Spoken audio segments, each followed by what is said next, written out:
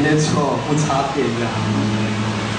反正我们唱歌就是用人声当我们的乐器，然后今天也大家都是用这种比较很多原住民的唱法的那种，好嗨呀，好一样，哪路啊，多好，会不会不习惯？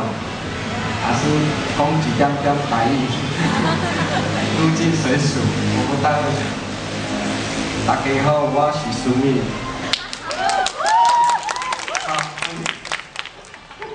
讲台语啊，他们的母语。然后我是这样。大家好，我是马耀，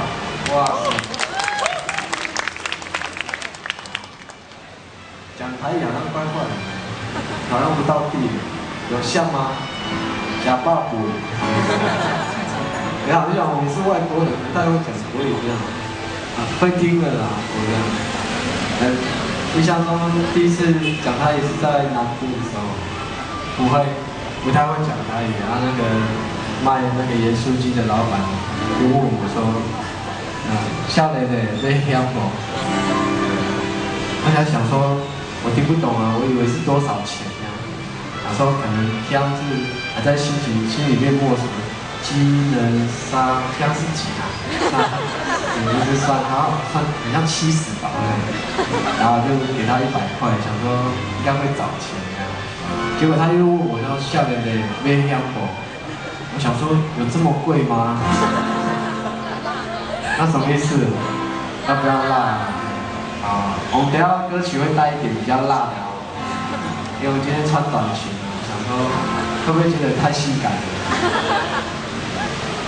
我们还特地刮腿毛哎。哦，怎样？还是你比较喜欢有毛多一点的？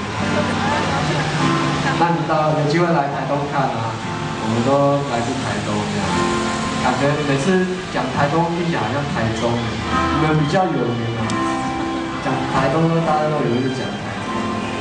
好，那我也是继续带来自己的用梦玉创作的歌曲啊，也是不插电的方式，然后让大家欣赏这首歌叫《奇异的妇人》，献给各位。